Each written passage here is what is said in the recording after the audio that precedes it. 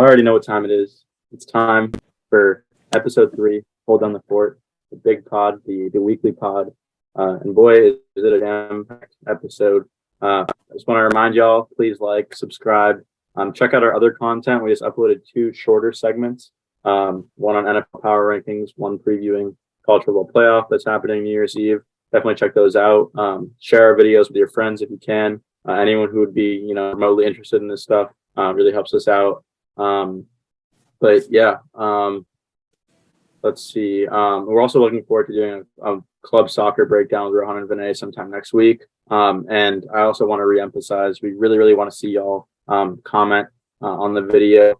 What we should talk about next, some questions you might have, some hot takes we can react to, all that stuff. And kind of on that notice of comments, Rohan, we got a couple of soccer related comments on our last episode too. So care to kind of I really, really appreciate the support that we got on our last episode and the comments from like our friends and the viewers.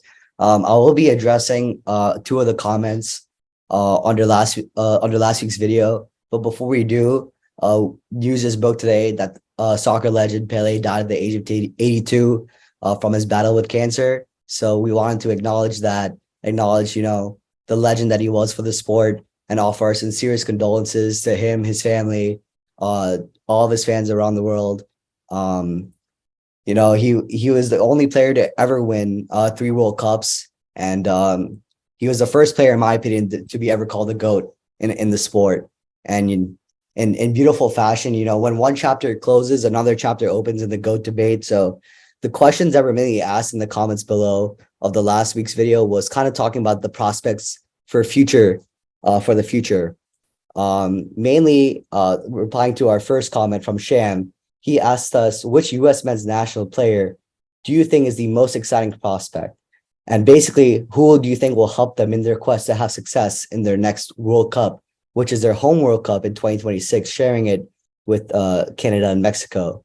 So I wanted to take it to the group first and offer my thoughts. Who do y'all think is going to be the most influential player in the U.S. men's national team? And who do you think is going to help them, in their quest for World Cup success?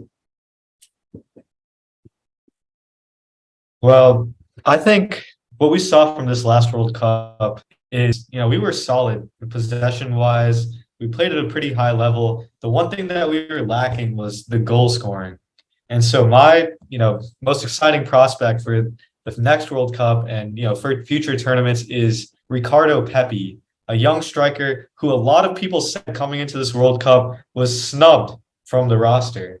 And, it was pretty controversial that he was left off, especially because he had some really, really strong performances in qualifying, was one of the top attacking threats for the U.S. in qualifying, notably playing a huge role in a 4-1 comeback against Honduras and a 2-0 win against Jamaica at home.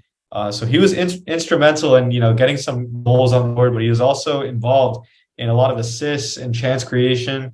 He's a young guy. He's currently playing, in the Eredivisie in Holland, and he's exciting. I think that there's a big move for him in the future before the next World Cup comes around. So he'll be playing higher level than he is right now, but his stats are looking good.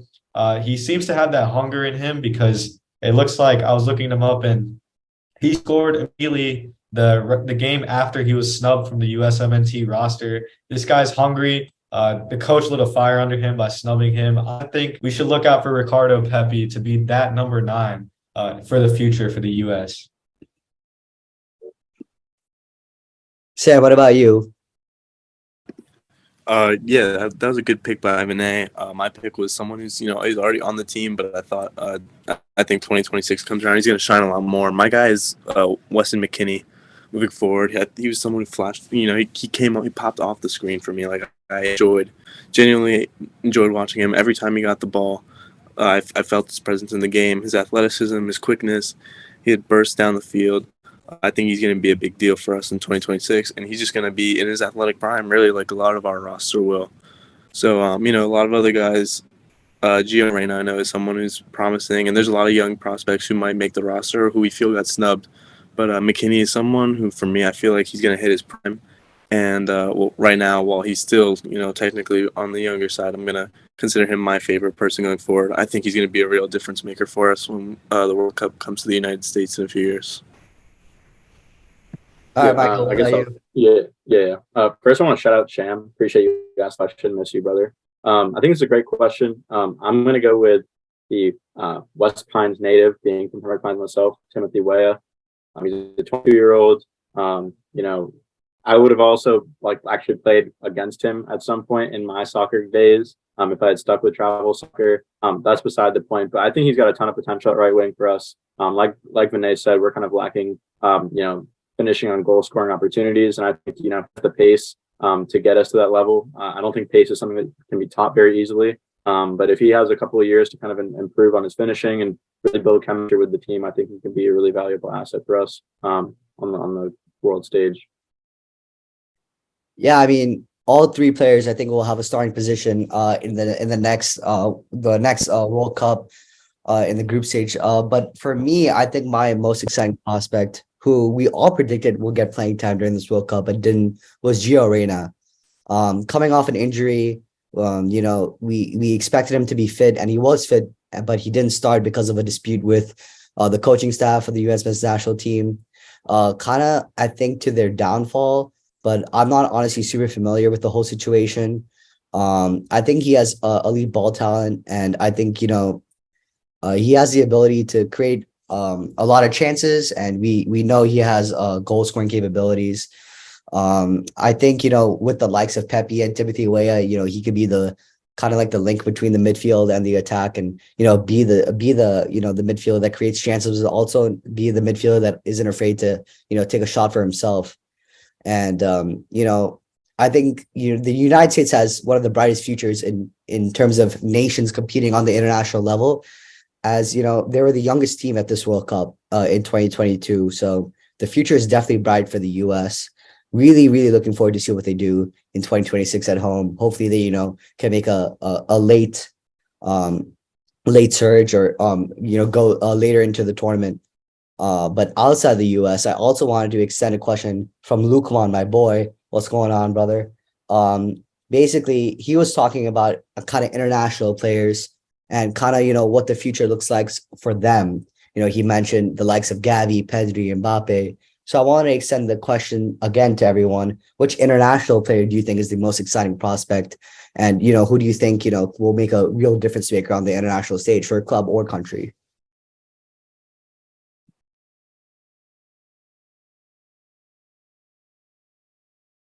Does someone want to talk? All right. Well, I was just having a little back and forth dilemma in my head. I had a guy in mind for this question, but another guy kind of slipped in. For me, I think it's a battle between, what necessarily might be the best prospect, transfer fee wise, scouting wise, and who I just think is going to be an electric talent moving forward. And I think he's not so under the radar right now, but Rafael Leao is young. He's hungry. I think he's a top 3 player in Serie A easily. Super dangerous. Just the eyeball test. Watching him for Portugal in the World Cup, watching his highlights on Milan. I know Rohan's a Juventus fan, so he might not like that. But I don't watch a lot of Serie A, but I definitely tune into the Rafael Leao highlights.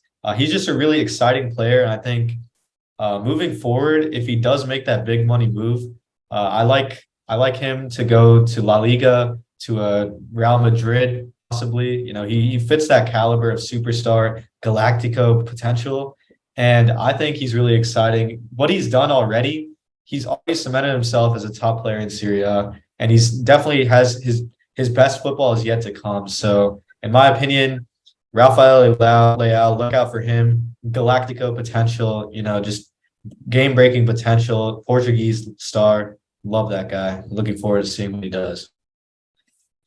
All right, Sam, what about you? Who do you think? Another somewhat bland or basic answer. Not so much of a young guy, but he's definitely on the younger side. I got to go Erling Haaland. I mean, he just amazes me. I have not been much of a big soccer guy in the past, so watching him is frankly, it's captivating. Like, it makes me genuinely interested in what's going on, and it's completely sucked me into the sport. Just turning on the TV or the YouTube highlights and watching him go. God forbid he makes the move where he can join England. I know there was some wishes for England fans that he would have done that instead of sticking with the home country. But, God forbid he does that ahead of 2026, and England looks like a clear finals favorite with him on that roster. He's a amazing prospect, a legendary goal scorer at such a young age, which is ridiculous. I mean, he's just magnetically attracted to the back of the net. I think he's going to be an amazing watch for years to come, and like I said, if he joins England, that's an automatic. I would remember that England winning 2026 if he makes a move over there. My pick is definitely Erling Haaland.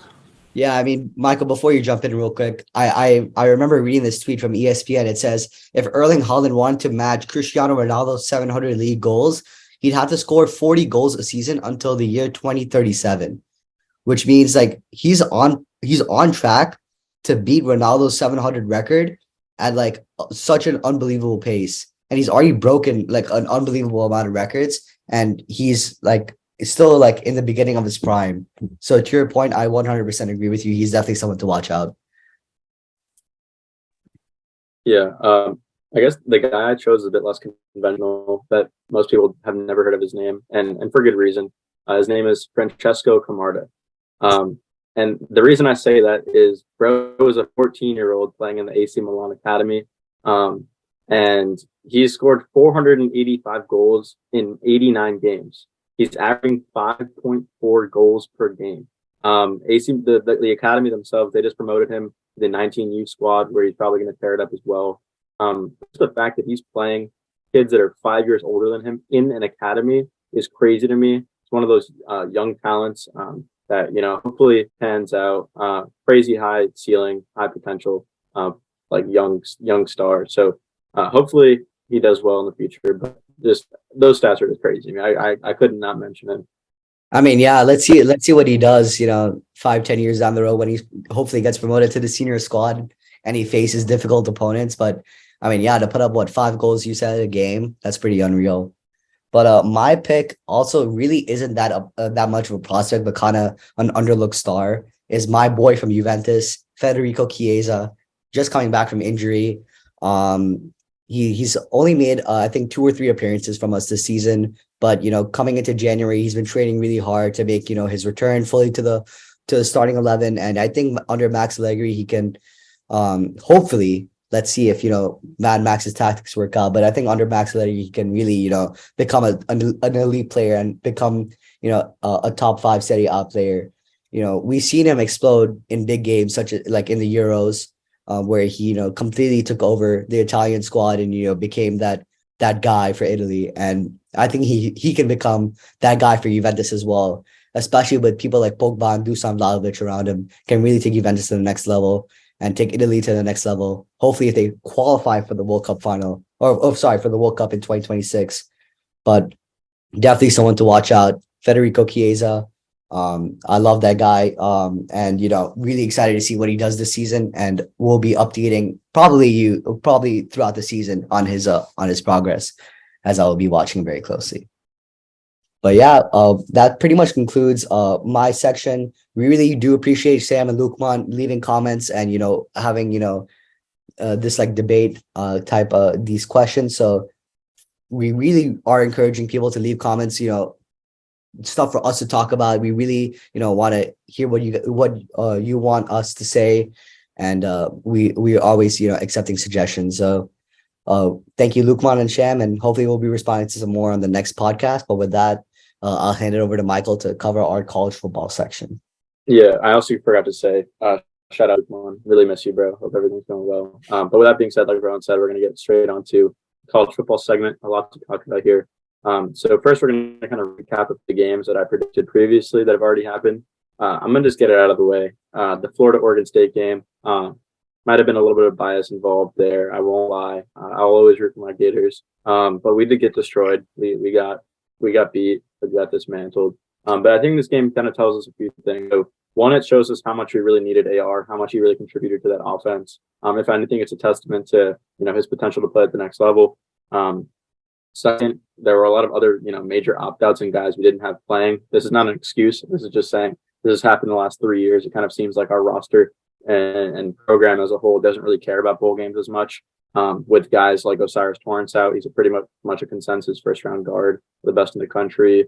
Like the heart and soul of our defense, Ventrell Miller out, Brenton Cox out. I mean, you can't win games with your best players out. And, that's happened to us the last 3 years. Hopefully that changes going forward. But I also think this is kind of a microcosm of a much bigger problem in college football. We'll probably leave to it another episode. But apart from that, the rest of my predictions, not to pat myself on the back, have been pretty good. So UCF versus Duke. Duke, my prediction was Duke to win 31-28. They ended up winning 30-13. My analysis was pretty decent here. Plumlee did end up playing for UCF. I didn't expect him to play. They didn't have to use that third string, like I said. But they really couldn't get the ground game going. Their leading rusher, Isaiah Bowser, only had 39 yards on 11 carries. Not anything to write home about. And I think them having those stars out that I mentioned earlier really did hurt them. Duke was just able to move the line of scrimmage a bit more effectively, and that's how they won the game. They really were able to, capitalize in the red zone. Then we go to Oregon versus North Carolina. I did predict Oregon to win 37-30. The actual score in that game was 28-27. I thought it was completely outrageous and disrespectful for Vegas to have North Carolina at plus 15. I told y'all that was one of my best bets, which I'll talk about a little bit later. But definitely, I thought they were going to cover the spread, and they did. Drake May is too good of a quarterback to not at least compete with a team like Oregon. North Carolina's pass defense did step up, to the challenge that is Bo Nix. And I think it'll be interesting to kind of see how both those quarterbacks do next year when they return. Then we got FSU versus Oklahoma. I predicted FSU to win. Unfortunately, they did win. It was only by 3. They didn't cover the spread. The game just finished up a couple hours ago. From what I saw, their defense still has a lot of holes, a lot of problems. But yeah, I did pick them to win in a close one. And then we have Texas versus Washington. I had Washington actually winning that game, like a money line bet, and Washington is winning right now, 27-17 against Texas. I'm not sure what Vegas's logic was with Bijan and Roshan Johnson out in that game. I really could not tell you. But my prediction for that game was Washington 34, Texas 27. That could end up being the final score. But yeah, it's looking like Washington might pull away in this game. So yeah, my total record right now with our previous predictions is 4-1. Pretty solid. If you want to keep hearing this analysis, just turn on those noties, and I got you. But with that being said, we're going to kind of preview some of the bigger games happening New Year's Eve. So we got Bama at -6.5 versus Kansas State. They're 6.5 point favorites. So for Bama, I think, although the Tide lost a few kind of rotational guys to the portal, they got really, really good news a couple of weeks ago. Saban announced that they weren't going to have any opt-outs from their starting lineup. And that included guys like Jahmyr Gibbs, Will Anderson, Bryce Young, amongst many others, Jordan Battle. So all those guys will be playing. And to me, that shows that Bama really does care about this game. They want to win this game. It's not going to be like a game that they just throw another. They don't really care about. They're not prepping for. They do care about this game. These guys want to win the game.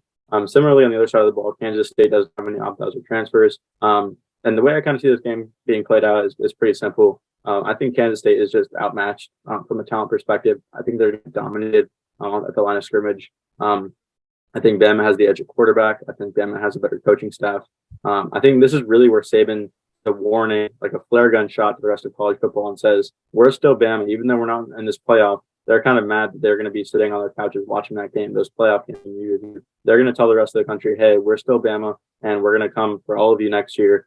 So watch out. And I think that's the message they're going to send in this game. Remember, Bama only has 2 losses in the entire season. The first of which being to Tennessee by 3 in Knoxville, against a prime Tennessee team. And then second loss was by 1 in overtime to LSU in Death Valley. To me, those aren't terrible losses. I think Bama's played pretty well throughout the entire season. I think they hand it to Kansas State. Bama 38, Kansas State 21. And then the second and final game we'll be previewing, unfortunately, we got to wait till September to preview more college football games. I mean, I guess we do have like the championship game, but is the Orange Bowl. I've told my family members, this is the orangest game I have ever seen or I've ever heard of in my entire life. It's the Orange Bowl. We got Clemson playing Tennessee. That'd be great if they just both went out there in orange uniforms. That'd be hilarious. You just throw the ball downfield and hope your guy is the one that caught it. But yeah, so I think the story of this game really comes down to, what version since it's really hard to kind of predict what version of each of these teams we'll see, since they've been kind of inconsistent throughout the year, I think it's really come down to the opt-outs and transfers. So for Tennessee, there's no Hendon Hooker. He's been injured. So quarterback 2 for them, Joe Milton, who went 11 of 21 for 147 yards in their finale against Vanderbilt, is going to play. He lost the job at Michigan. He quickly lost the job at Tennessee to Hooker almost immediately after winning it out of camp. Milton he's a pretty physically gifted quarterback, but he just lacks the accuracy and decision making at times. I don't think he fits that system nearly as well as Hendon Hooker did. And he's also without obviously Cedric Tillman early in the season, Jalen Hyatt.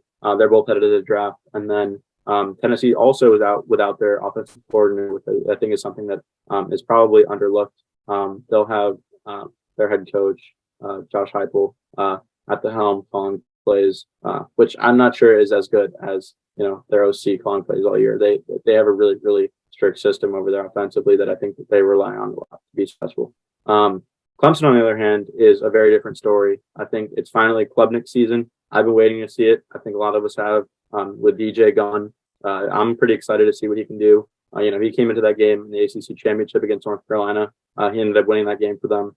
I think he has the arm talent. Tennessee has also given up the 5th most passing yards in the entire country this season.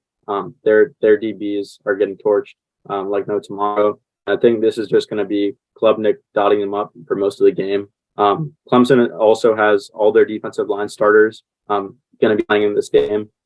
At defensive end, they're a little bit thin, but those starters, man, are just crazy good. I think they're going to wreak a lot of havoc for a guy in Joe Milton who doesn't have a ton of confidence based on his previous performance or even a lot of experience recently. So I have Clemson winning pretty handily as well. Clemson 41, Tennessee 24. I do think Tennessee will be able to put up some points, but I think Clemson and Cade Klubnik are going to really transform this offense and they're going to get things rolling.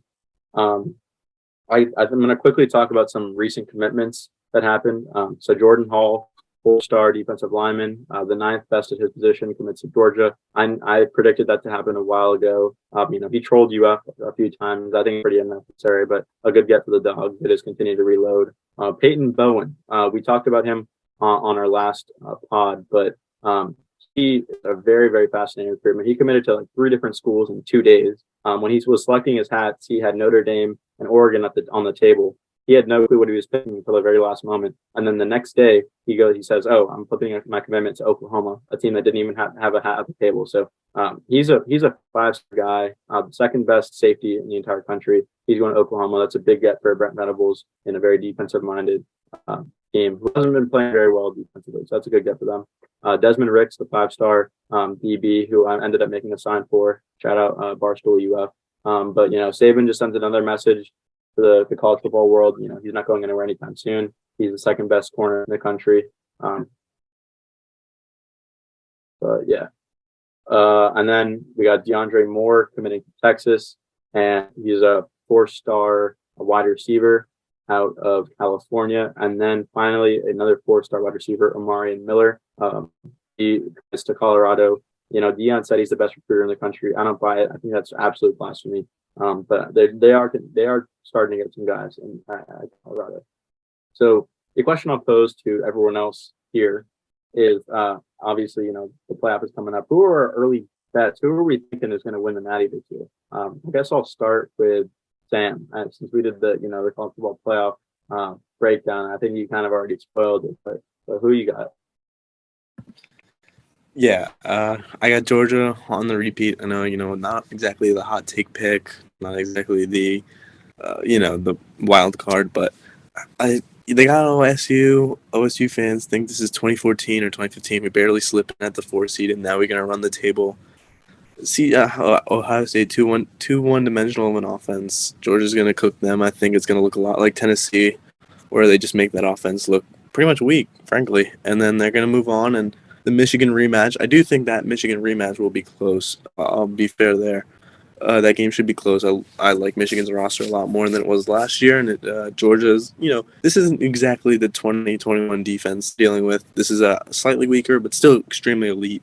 So that game should be close. But, when it's all said and done, I just think they have a level that's one higher than anyone else is capable of getting to. And when it really matters, I think they'll put that on display and they'll take care of both teams in their way, both Big Ten, juggernauts. I think they'll win this all. Yeah. How about you, Vinay? What do we think? I mean, I really just can't bring myself to declare Georgia as back-to-back national champions. So, and I guess like what Sam said, it's looking like a Michigan-Georgia rematch in the Natty. And just looking at that matchup alone, last year we saw what happened with Michigan. They got shown levels. They got shown the SEC level right there in an absolute thrashing. I have some relatives that go to UMich. They're talking up the Wolverines a lot. Honestly, makes me sick. If any of you guys are watching this, it gives me no pleasure to say that I'm rooting for Michigan in that game. It's honestly a lose-lose for me from a fan standpoint. If you put a gun to my head and said, you have to take the winner, and if it doesn't happen, we're going to shoot you. Obviously, Georgia have to be the favorites. You have to respect that team. You have to respect the championship pedigree, the defense, their dominance. They looked a little shaky throughout the year, but coming into this playoff, they're in a decent spot. Jalen Carter, those dogs on defense, I think that they can still kind of retain some of that dominance that we saw last year. Certainly not to the level of the 2021 defense, but I think that they will make things difficult for Ohio State.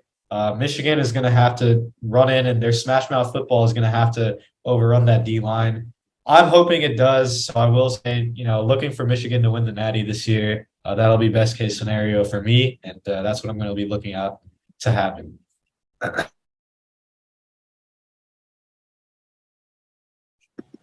Yeah, and one other thing I want to add. Sorry, Ron, hold on, Sam. Let me give my prediction, man. Hold on, what's going on? My bad. I'll let you cook real quick. Yeah. Thank you.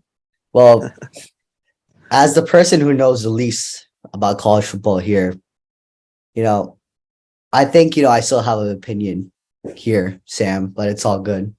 But listen. I've been saying this for a while. Y'all's been sleeping on my boys at Texas Christian University, all right? They got God on their side. They got the underdog story that's yet to be written, Yeah, sure. They got, to face number 1 Georgia, number 2 Michigan, probably in the semifinal and final, but you never know what's gonna happen. And I gotta back the boys. You never know what's gonna happen. One game or 2 games can change, the course, of your entire life. So I got to back my boys at TCU. I do think that the underdog story is going to happen. Roll Jesus. And TCU all the way. I can't believe you just did that, man. I cannot believe you did that. If you... Thanks, Doug. Bro, no way you just said roll Jesus. They're the fucking Horned Frogs, bro, not the TCU Jesuses. We might get some dislikes in this video just for that 2-minute spiel we just heard. But bro, first and foremost, I wanted to say we do not claim anything that just came out of Rohan. Stay tuned for the Rohan apology video. Short segment. It's dropping soon. Let's actually make a friendly bet. If TCU does end up beating Michigan and even making it to the championship game, the 3 of us. Oh, they would have to beat Michigan to do that. Yeah, exactly. If they even make it to the championship game, the 3 of us will do some horrendous shit. Are the rest of y'all good with that? Thanks. Bro, I will become a horned frog. I don't care. All right. So Rohan, on the other end of things, if TCU loses by more than 3 touchdowns, it'll fall on you. More than 3 or more than 2?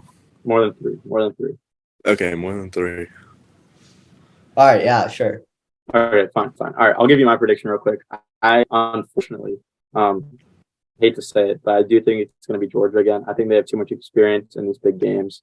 Kirby Smart has really created a fine old machine over there in Athens, and I think that it's going to suck because I was getting a lot of barking at me done in Jacksonville the last 2 years. And that first year, they hadn't even won the Natty.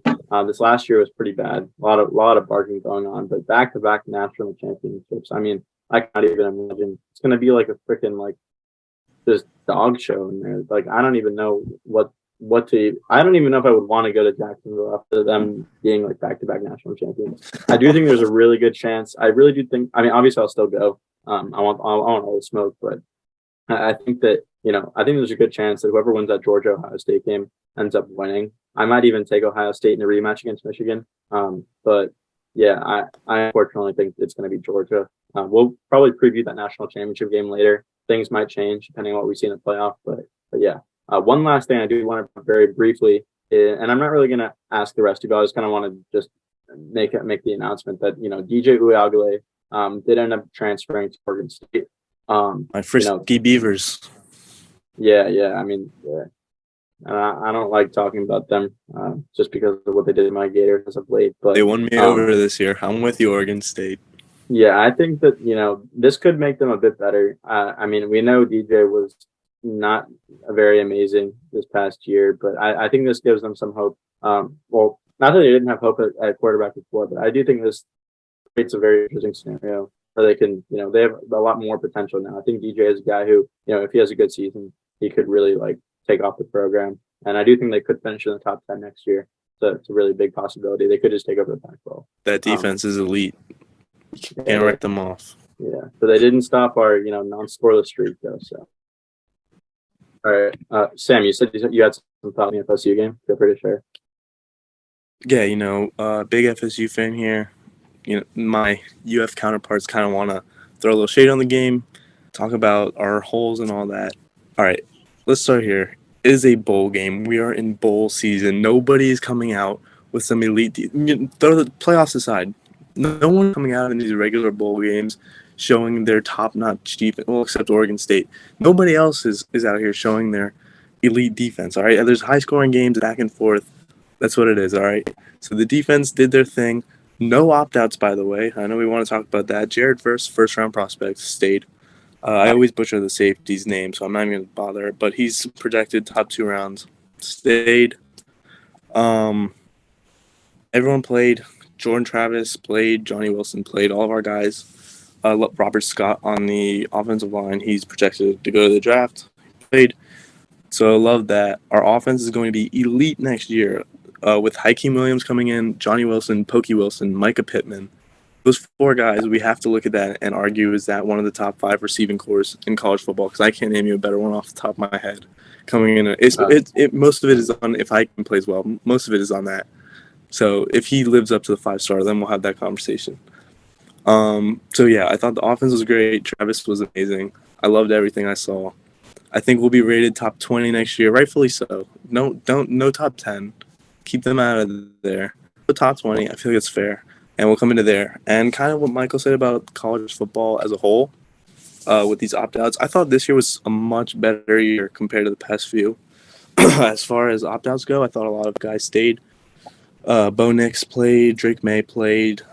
All these guys who are considered superstars played. So you gotta like that. It looks like Michael Penix played. So everyone who can play is playing, really. There's no major stuff going on. So I think that's great for college football.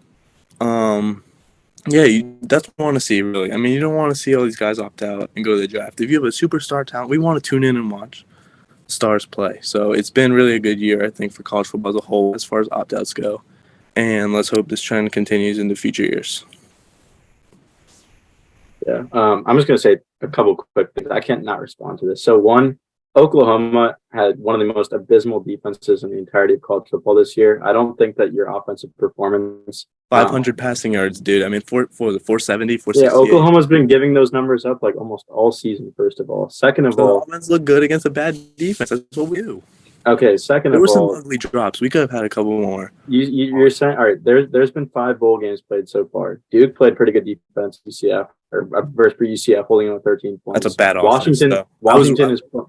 Washington is playing good defense right now against a Texas offense that I know you're really high on. No Bijan. What are we doing? There's no Bijan, and there's nobody. Guys, y'all are really feeling the Florida defense right now. We played absolutely unreal. All right. And third and finally, I just will say I think FSU will be one of, if not the most overrated team going into next season. Biased, though. That's these last 2 wins are against pretty bad teams in games they don't care about when y'all didn't even cover. They're not impressive wins in my opinion at all. There are wins. A win is a win. I agree. It's a good win. Both wins are good wins, but I don't think that y'all covered. And I think that I also think that there's definitely going to be some business in the NCAA trying to hyperinflate y'all's rankings so that the LSU game at the beginning of the season is like a marquee That matchup could be to make them so. I could see that. So I don't know. I see y'all being like a fringe top 15 team next year, but that's me personally. I could easily see y'all being placed inside the top 12 or 13. I will admit y'all been doing so if we open the season ranked 18, 19, 20, that's overrated too. Because that's where I think we'll be. I think we'll be 18, 19, or 20, around that range. No, I'd be fine with that ranking. I'd be fine. Okay. Yeah. All right. Well, with that being said, I think we should go over to the NFL. Yeah, we can pivot. Let me just, get ready. All right, guys, moving on to the NFL. We had some heated college football discussion. It was great.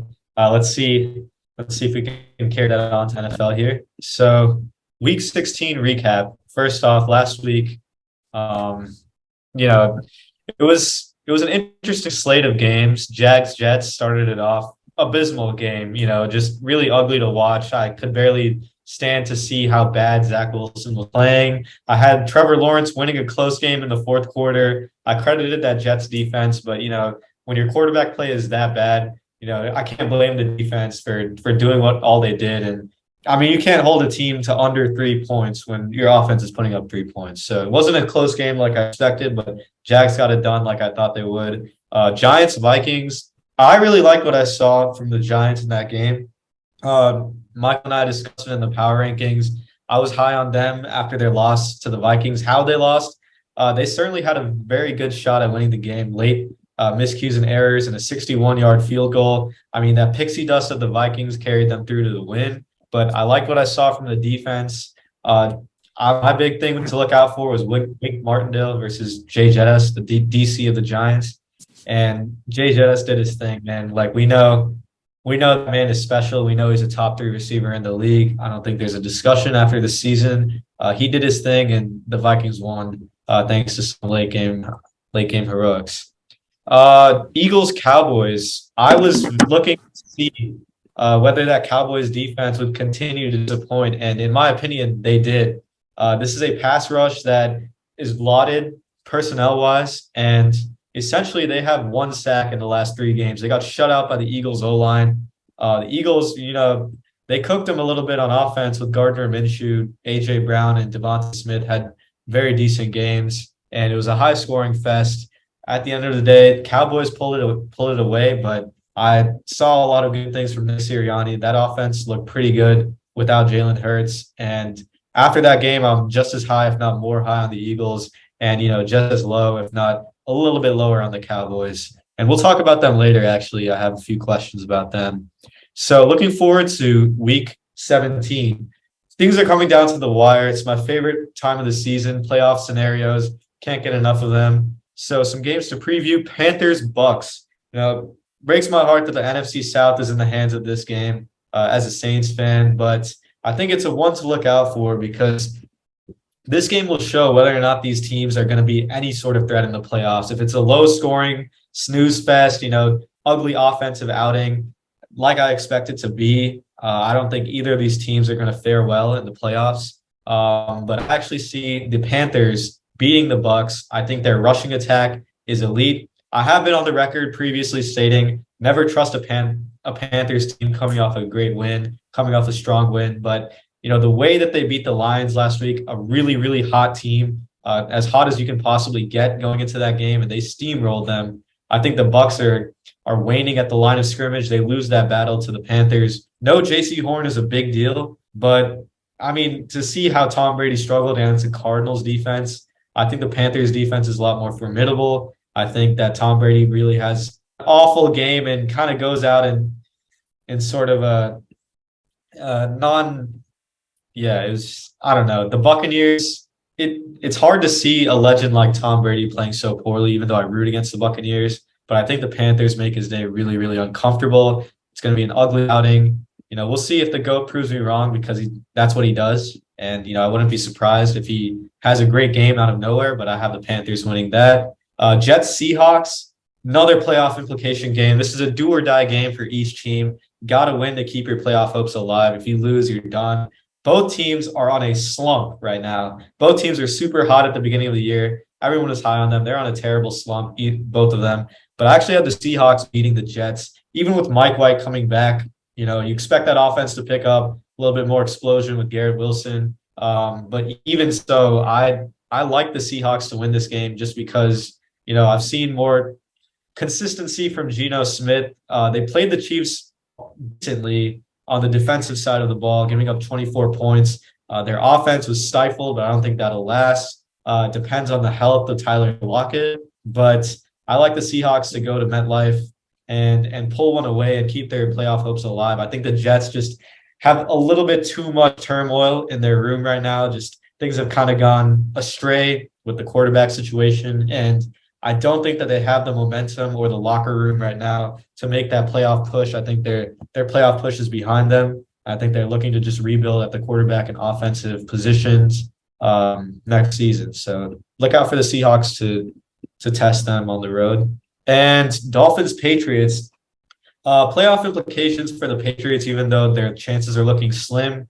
Dolphins desperately need a win to keep the momentum if they are to make a wild card spot in the playoffs. They desperately need this win. No Tua, and I can get your thoughts on the game for the Dolphins fans here on the pod. But I'm looking for the Dolphins to beat the Patriots. I just don't think that the Patriots have the offensive firepower, even with Tua being out. I still think that Mac Jones-led offense is not going to be able to override a Teddy Bridgewater-led offense for the Dolphins. Just have too many weapons. Mike McDaniel and that run scheme, that 49ers run scheme, I love that scheme. And I think that they're going to pound the rock, going to test Belichick through the trenches. And it's going to be an interesting matchup for sure. But, you know, with Tyreek and Waddle, two guys who could literally catch an underneath route and take it 80 yards to the house, I think that that's a little bit too much to handle for any defense. Dolphins squeak it out, keep their hopes alive. Now looking on to the marquee game of this week, I don't think it's a question. It's the Bills and the Bengals. Battle for that 1 seed in the AFC. Battle for that supremacy. This is a litmus test for the Bengals for sure. For the Bills, I mean, we talk about the Chiefs being their number one threat in the AFC, but I think this is a game where the Bengals sort of get on that radar and say, you know, we beat the Chiefs 3 times in a row. We should be that team to beat in the AFC for the Bills. So what I'm looking out for in this game is I think that Joe Burrow gets his. I don't think that Bengals offense is going to be stifled. Last week, terrible second half against the Patriots. We're going to see a little bit more consistent football this week. I think that Bengals defense is criminally underrated. I really like what they have at the back end and on the front seven. I think that they give the Bills a little bit of trouble, and it's going to take elite level Josh Allen play for the Bills to win this game. So my take is Josh Allen plays at an elite top 3 level, Bills win. Anything less, Bengals squeak it out with some consistent play from Joe Burrow. But that's the matchup to look for, Burrow versus Allen. Who's going to rise to that elite level? Because I think it's going to take elite play from Allen. Burrow, I think he can have a little bit of an okay game and the Bengals still win. A little bit well-rounded with the run game. But yeah, definitely something to look out for. Interested to hear maybe Rohan's thoughts on this game as a Bills fan. And last but not least, I have my question. So actually, before I go into some questions for you guys, I just want to get your thoughts on the Dolphins game and Rohan, the Bills game. So go ahead, guys. Yeah, I'll go first because I'm like the only Bills guy here. But basically, I mean, yeah, to your point, we did not have a good game against the Bears last week. Our center went off in the first half, which kind of stifled us offensively, and defensively, we just like went to sleep. But once we came out in the second half, we kind of established ourselves and was able to squeak out the victory. A question to be answered is do we have what it takes? And I think if we were to win this game, I would consider being very, very comfortable saying that the Bills are winning the Super Bowl this year. Even though I have been saying it uncomfortably, I would be saying it pretty comfortably that we will be winning the Super Bowl this year. Interestingly enough, Tyler Boyd 4 minutes ago says that the Bills defense is basic, secondary, and not the best the Bengals have seen. So I'm really, really, really excited to see how the Bills respond to this. And I do think we're going to give them a little bit more of a challenge than you think, Vinay. But yeah, I think like you said, Josh Allen is going to need some elite quarterback play against a consistent Bengals defense after their horror second half versus the Patriots. But yeah, I do see the Bills winning at Cincinnati. Okay, yeah, and Sam and Michael, your quick thoughts on the Dolphins game? Yeah, I might get into the Dolphins a little more when the best bets come around. I don't want to spoil anything, but we've got some cooking there. I got to put my faith in Teddy B, though. I mean, got no other option right now. Patriots, probably one of the worst looking offenses in the NFL right now. I don't care that they put up 18 points against the Bengals. 6 of them were off of pick six, or 7 of them were off of pick six. So, can't really get me to care much about that. It's Ramondre Stevenson and nobody else. Mac Jones, dirtiest player in the NFL at a quarterback. I don't know how that's possible.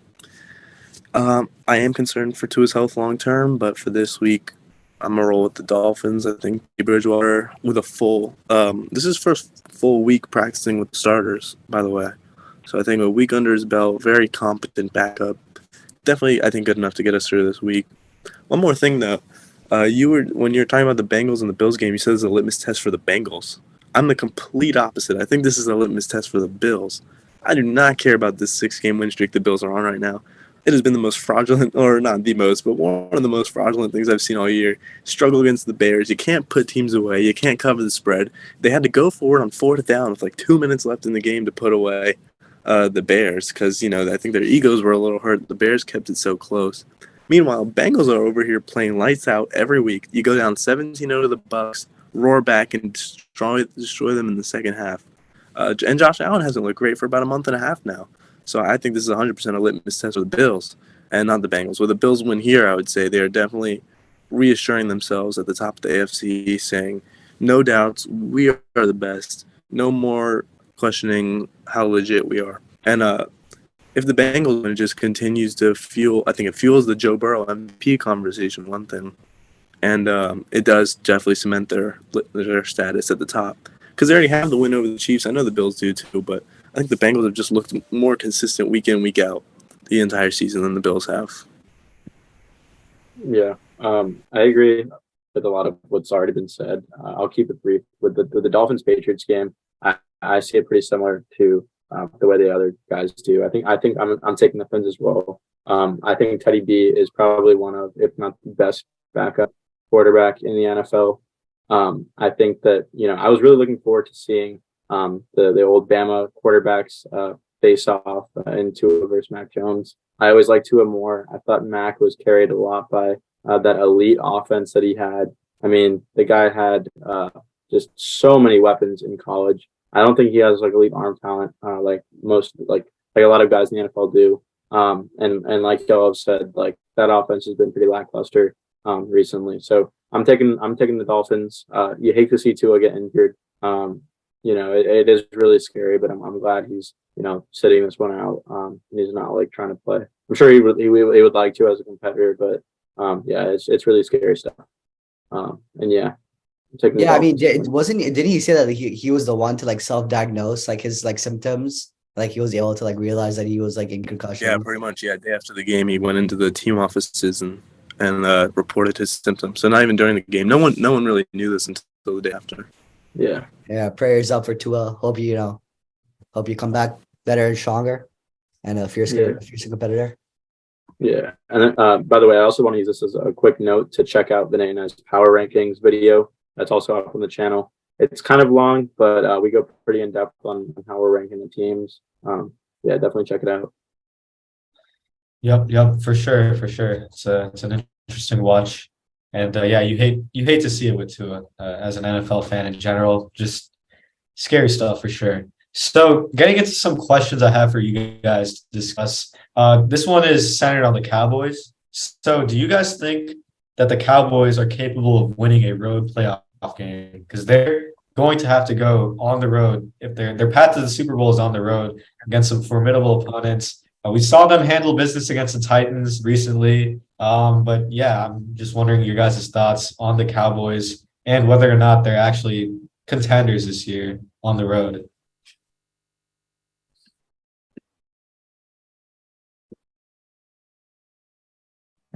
Do one of you want to start real quick? I'm just looking at stats real quick. Yeah, you know, I know we want to look at the Cowboys' defenses as somewhat fraudulent these last few weeks, but let's be real. They're going to be the 5 seed, which means you're playing either the Bucs on the road or the Panthers on the road. And while, to be straight up with you, my Super Bowl pick as of like a couple weeks ago, beginning of the season was the Buccaneers to make it there. I think Tom Brady is just, I hate the guy, but I love him at the same time. It's a real dilemma. Cowboys on the road, Bucs or Panthers, they'll handle that pretty easily. Those are under 500 teams that really barely even deserve a playoff spot. So I think, yeah, if that's your question about just the wild card, then yeah. But if they have to go and play a game on the road against the 49ers or the Eagles in the second round, that's a different story. But as far as the wild card goes, with just Bucs or Panthers, they should be able to handle that pretty easily. Yeah, the stat I was looking up was their record on the road this year. I believe it's 3-3.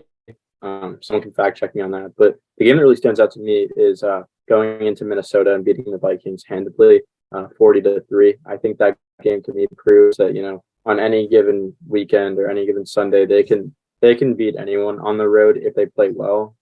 The question is, what Cowboys team will we get on that given Sunday? I think they've played pretty inconsistently throughout the year. Pretty hard to predict what version of the Cowboys we get. I'm kind of in the same boat as you, Vinay. I think a lot of their wins have been pretty fraudulent this year. I think they're a pretty susceptible team, but they're also a dangerous team that I would not choose to play if I didn't have to with some other teams in the field. Yeah, I mean, I couldn't say much more than what is already said better, but yeah, I mean, I wouldn't put it past Dak and Zeke and Diggs on defense to have an unreal game on the road playoff game. So yeah, I do think that they have the capability to do so. Yeah, certainly. I like your point, Michael, of the 40-3 win on the road. I think that gets overlooked.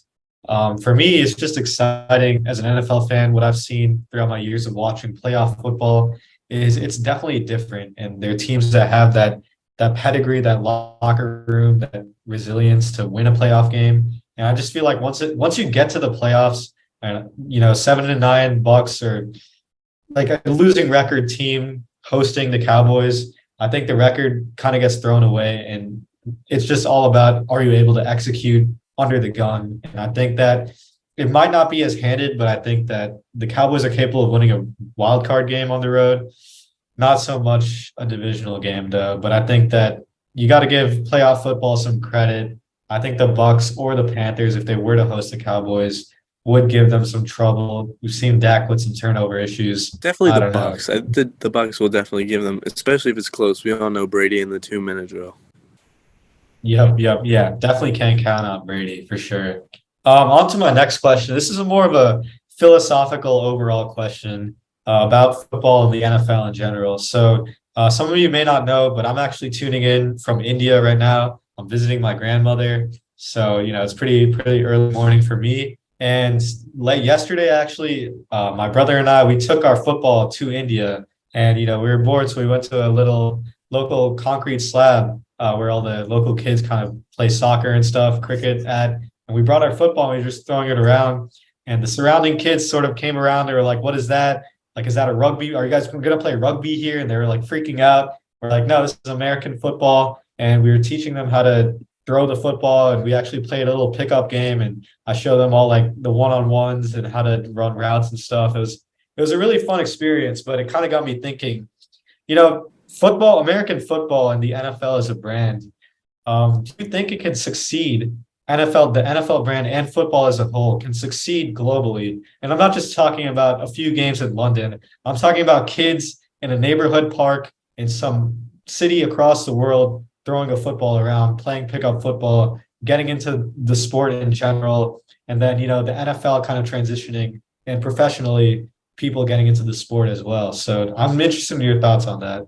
Yeah, I mean, when you think about, young players, what they aspire to be. Let's say I'm a young player living in, let's say, France, for example, and I look at, famous, athletes in my country. I think of, Karim Benzema. I think of Zinedine Zidane, for example, right? I think, when you have, players from the country of your birth that you can look up to, you're more inclined to play that sport. So like if I'm like, for example, an individual from Jamaica, I could look up to Usain Bolt and take up track and field. Or if I'm from India and I look up to Virat Kohli, I can take up cricket. So there's not that many international. I don't think there's any international. I mean, I don't want to say that. I don't know. I'm not actually sure about this, but I don't know how many international players are in the NFL right now. I don't even know if there's any. I can't name any off the top of my head. So I There's think, more than you think, but yeah, okay, yeah. So, but yeah, I get your point. But there are definitely a few scattered. yeah, so I do think that the NFL playing games abroad is is a step in the right direction, but I think teams need to start like putting like more effort into finding individuals who are interested in the sport, kind of developing them, and maybe the next Tom Brady can be found in England, for example, and then young players can look up to them, and then over time the sport can evolve to be more global. But it's going to take years, in my opinion. It's going to take years before it becomes a global sport.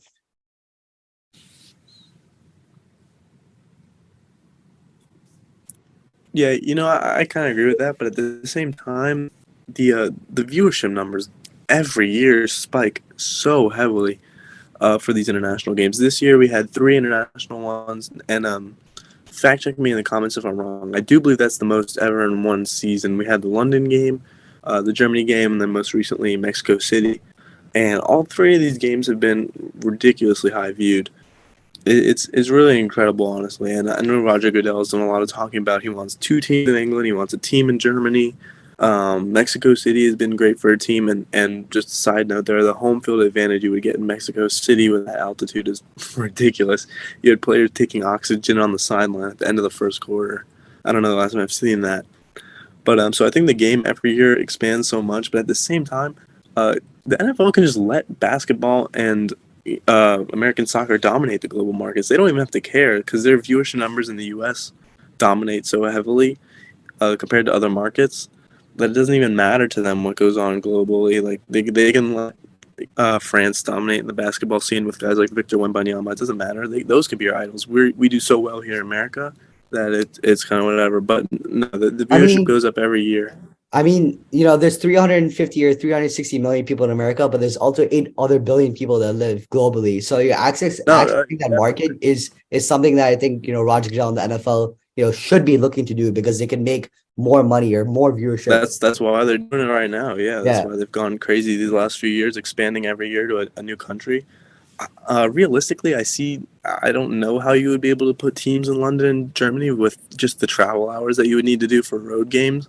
I don't know how that would work, but Mexico City, I think, is insanely realistic, and I hope that happens soon. I'm sure that would be the first one on the expansion list. So, yeah, I like the way they're trending globally. Every year the views go up.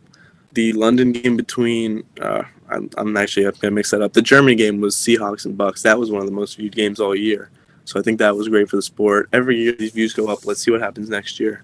But, yeah, I love Goodell's plans when it comes to Europe and Mexico City expanding. Yeah, kind of piggybacking with what y'all said. I honestly don't really think it's going to happen at least any time in the near future. You look at other sports like baseball, basketball; those have seen a lot of expansion. Baseball, East Asia, basketball, Europe, but we haven't seen it really happen in the NFL.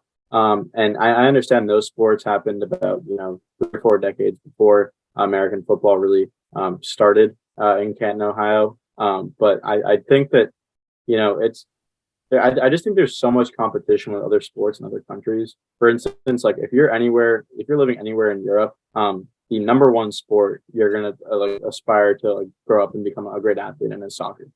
There's no question about it, unless maybe there's like a few people playing basketball. But you're like pretty much about like any other place in the world. Like Vinay said, and by the way, that's like a super cool story you told. Like that's super dope that you're able to do that. But like you kind of said, like those kids have never heard of American football before, and I think that that's true for the majority of the world. I think from like an economic standpoint, I don't know necessarily that it makes sense for the NFL to do that, just because there is so much competition on like the global stage. You'd have to do so much marketing to kind of get people to flip, their centuries of habits of playing certain sports.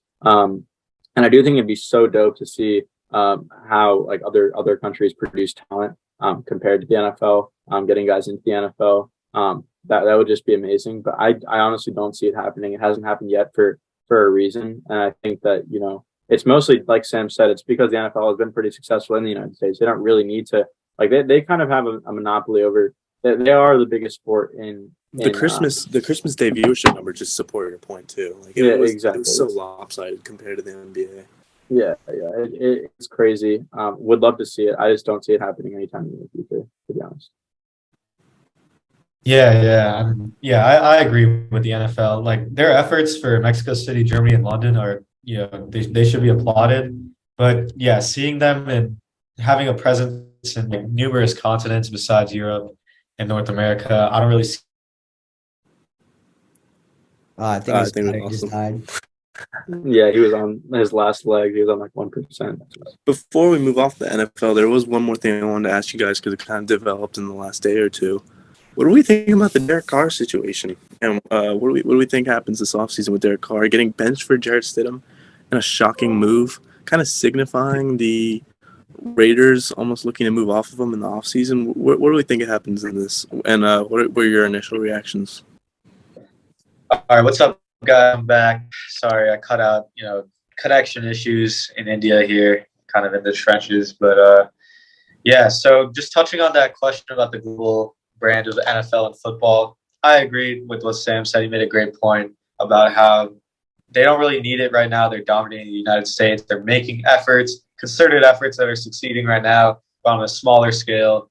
And I just think for me, it's like, not necessarily the NFL, professional football, but what can the NFL do to get the game of football played like in households and parks and, just like teaching kids about the game and getting them to love it. Because I know like it's a really fun game objectively, in my opinion, just throwing it around, not necessarily on a professional standpoint. But yeah, I think it's interesting to think about, how can we just get the game of football to where people know that when I pull up with a football to the lot, they think, okay, that's a football, not a rugby ball. You know what I mean?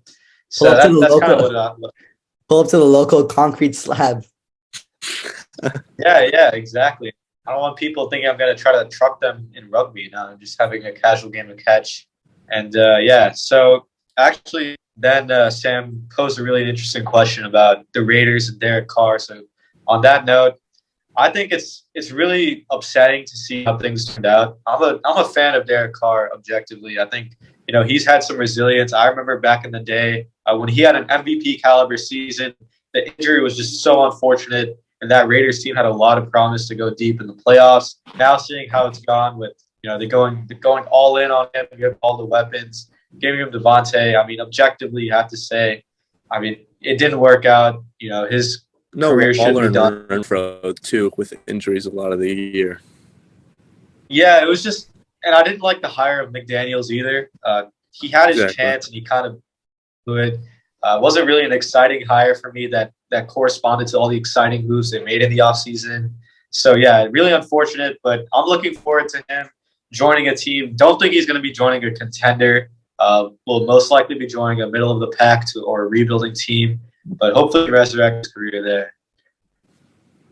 Yeah, in kind of a similar vein, kind of upsetting to see that it didn't pan out well for him. I was kind of rooting for him. I like watching the guy. Had a couple of pretty solid seasons, but kind of unfortunate it didn't work out for him. I hope wherever he goes, he can kind of make a comeback and really get back on the map. But everything else, Vinay kind of already touched on. Not gonna be too repetitive. So yeah, I mean, in terms of Devontae Adams as a fan, but not an advocate for his violent antics that got him like a misdemeanor during the course of the season. He's a machine, with a good QB behind him. So best wishes to him. Hopefully, the Raiders can put, a good QB on the team that, can help him, reach his full potential. But yeah. Me personally, I was shocked by the Derek Carr bench. I mean, I can understand that you're this late in the year, all but eliminated. Might as well.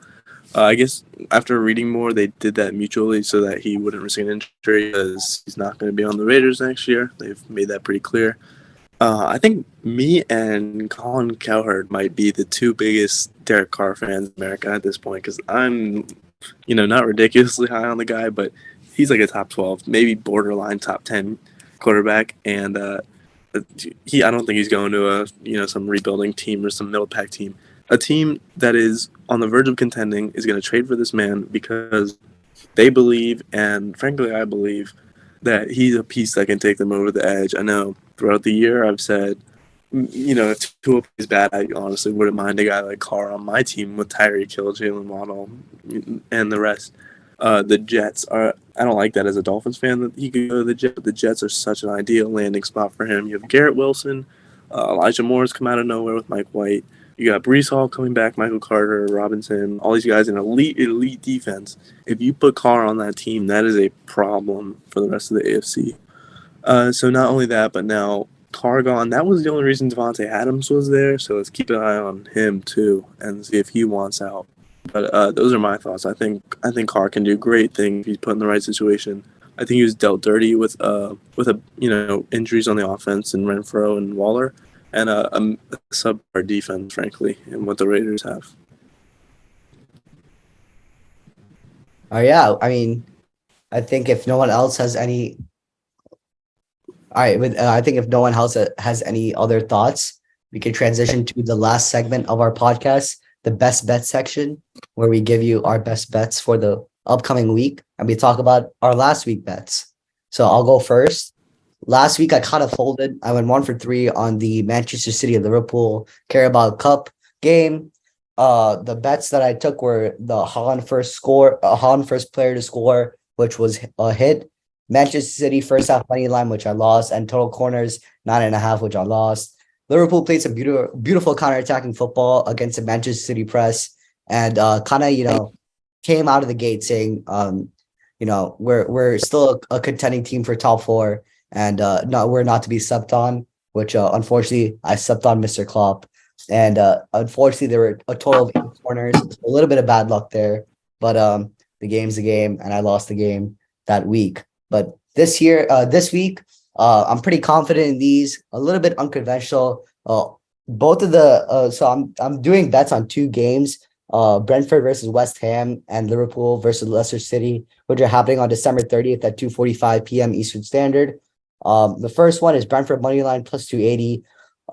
I don't think that West Ham will be able to keep up with Brentford, who are currently sitting 10th in the Premier League versus 16th for West Ham. West Ham have had a pretty disappointing beginning of the season.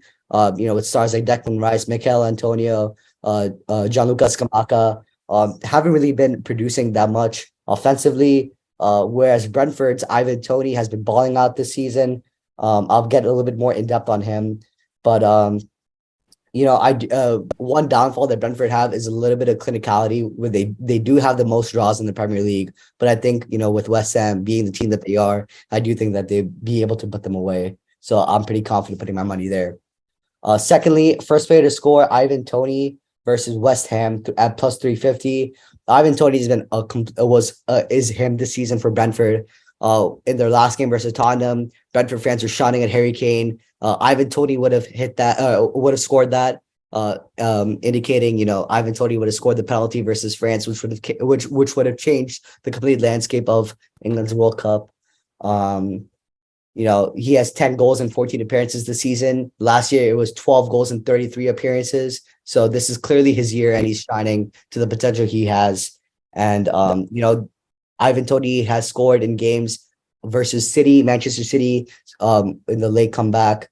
And, they've played again. They've had a really tough schedule facing the likes of Arsenal and Tottenham, who are top 4 teams.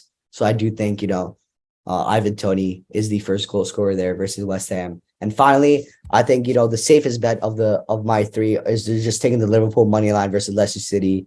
Not a huge winnings at minus 335, but this should be an easy game for Liverpool to get back on track in the league. Coming off the pretty, it was a disappointing loss versus Manchester City, but they played the best that they could. And I do think it was a pretty good game. And Leicester's been super poor in the league. So, Liverpool should win that game. If not, if you take the Leicester City money line, then good for you. But I wouldn't be taking that.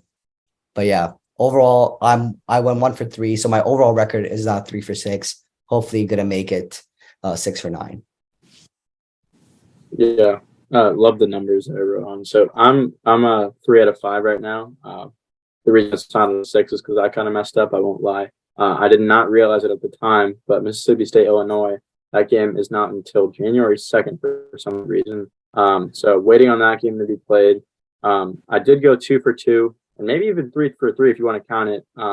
Last week, so I had Washington Huskies money line plus 150. They just beat just a couple of minutes ago. They just beat Texas 27-20.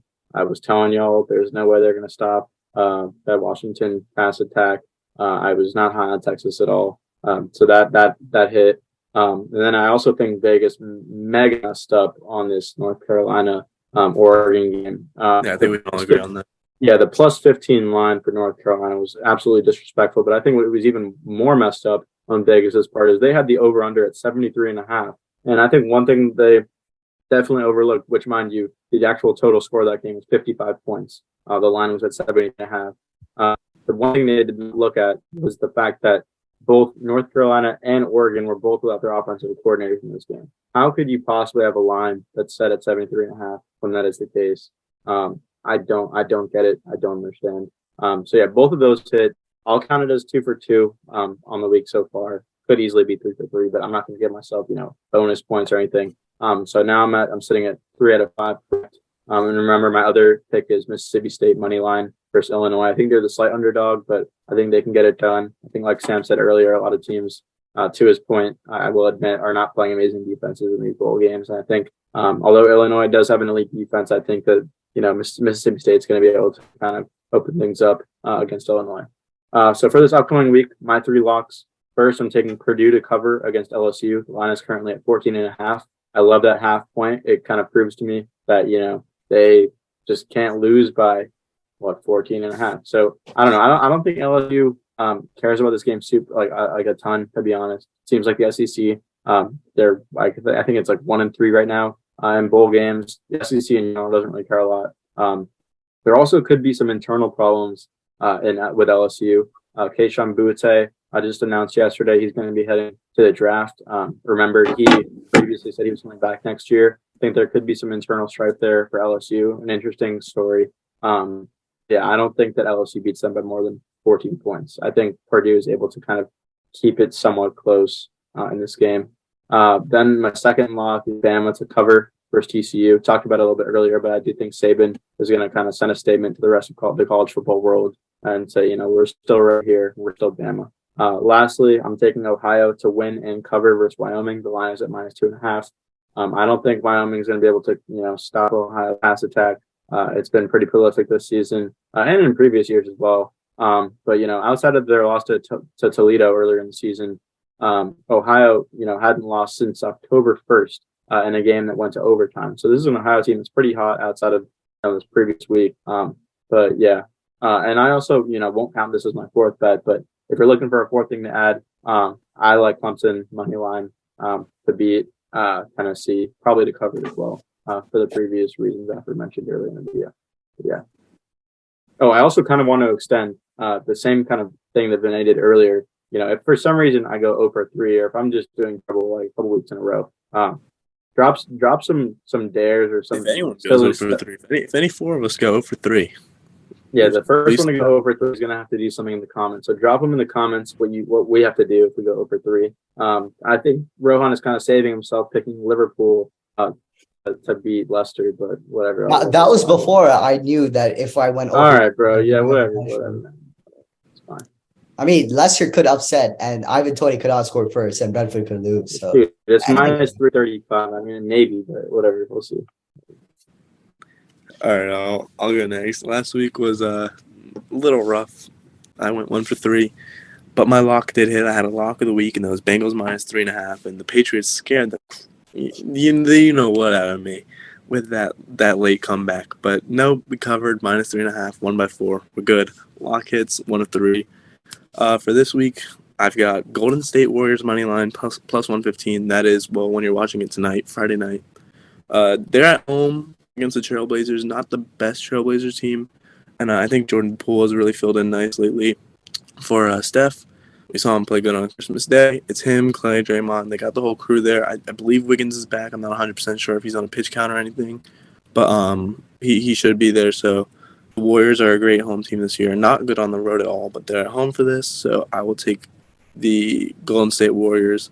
My next one, kind of what Vinay hinted at, Panthers money line against the Bucks. They are not favored. It is plus 145.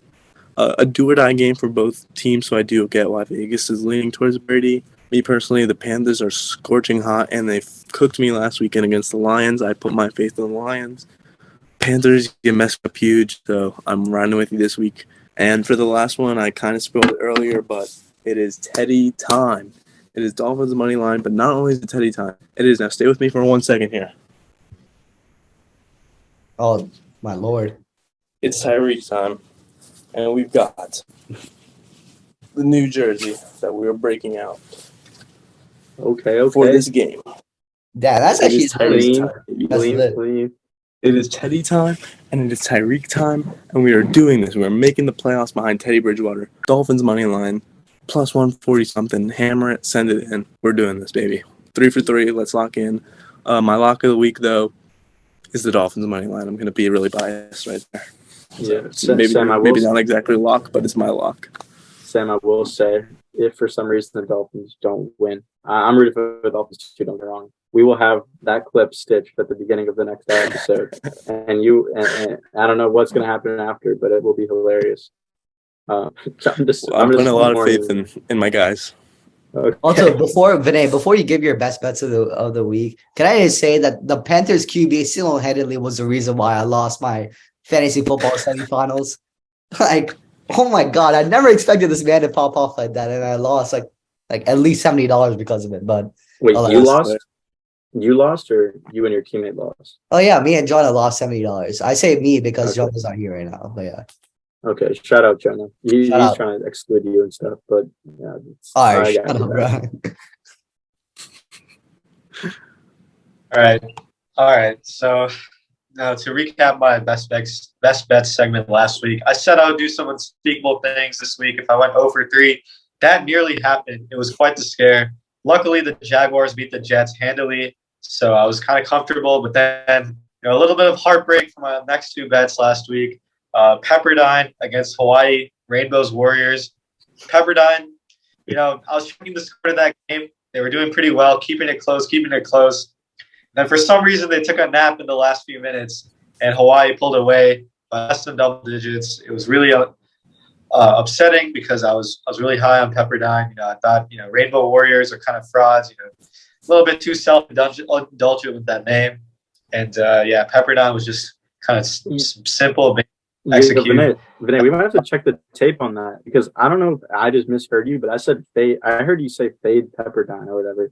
I thought you picked Hawaiian Rainbows Warriors to win the game. Yeah, I took in my bets to Hawaii to win. I do remember him fading Hawaii. I'm not gonna lie. I might side with Vinay here. So we might have to go back and check the tape, do a full review. The Rainbows Warriors. I don't know. I might have. I remember taking, but I'm glad someone made money off of that game. Hold on, I'm VAR checking right now. I'm going back to last. Yeah, I'm not gonna say I'm not making money off that. Part of a 12-leg parlay that did not last very long at all. So no, it went horrible. Honestly, I was checking in on it today. All right, yeah, Rohan, we can just check the tape later, man. Vinay, you want to continue on? Sorry for cutting you off. Yeah. Tough beat in that game. Credit the Rainbow Warriors. Guess you lived up to your name. Then for the next one, I took Kansas to beat Arkansas. People were overlooking Kansas. That meant Jaden Daniels, and it was a heartbreaking finish. They really put up a fight. Got to give them credit. Definitely vindicated my faith in them. I don't think Daniels really was played. Oh, sorry. It was Bean, my boy. Right. Thanks for checking me on that. All good. Going hard, fighting, nearly coming back, pulling off a miraculous win. 2-point conversion, unfortunately, did not hit, and so I ended up that one. But yeah, I know that was painful to watch because I thought it was going to be. Yeah, lost that one by 2, so I went 1 for 3 overall, 4 for 6. So A little bit of a slump after my first week, after I caught fire the first week. So for this upcoming week, I'm looking at the Steelers and the Ravens. I'm taking the Steelers to win that game. Money line, I believe the odds are plus 145. I just think that Tomlin has that team playing some tough smash mouth football. Always play the Ravens well. That game is always full of fireworks. Rarely a huge high scoring blowout. So Lamar's I'm rolling with the questionable as Steelers. well. For all my bettors out there, take that line while it's Also, like the this. Steelers just Yeah. had that Black Air Force One energy from the beginning of the season. So Yeah, they're bringing that energy, and I'm backing them too. I'm bringing that Black Air Force energy to my bet segment this week. Steelers plus 145. Next up, we got Maryland versus NC State. I'm rolling with my boy Talia Tagovailoa. He's playing in that game. NC State, a little bit more uncertainty over who's going to start at the quarterback position. Taking Maryland money line at minus 115. The line is very close. I think the spread is at +1 right now, or -1. So that game, Vegas thinks is going to be close. I think that the quarterback gives Maryland the slight edge. So I'm taking them over NC State.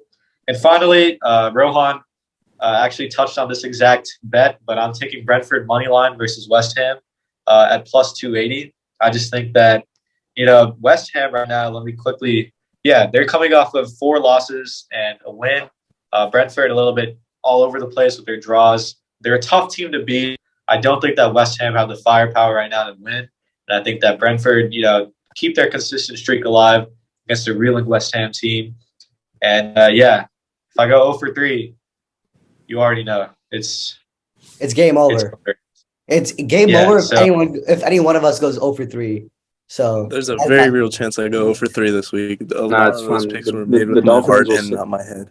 The Dolphins will save you. I'll buy Black Air Forces every day for a month. If the Steelers, no, not the Steelers, but if I go 0 for 3, catch me with Black Air Forces every day. Whatever. I don't know, something like that. But Okay. I'm just feeling this bets right now. So yeah. All right. Well, drop some suggestions in the comments on what the punishment's got to be. I'm not gonna say it has to be like fantasy football, like last place level punishment. Going 0 for 3 is not nearly as bad. You got like so many weeks to prove yourself in fantasy, but it can be pretty bad. It can be pretty bad. So we shall see. Make sure to like, subscribe, turn on those noties, share the video with other people who might be interested. And I think that's all we got, right? In our closing statement, boys. Yeah. Also, real quick, be on the lookout for a few mini episodes this week.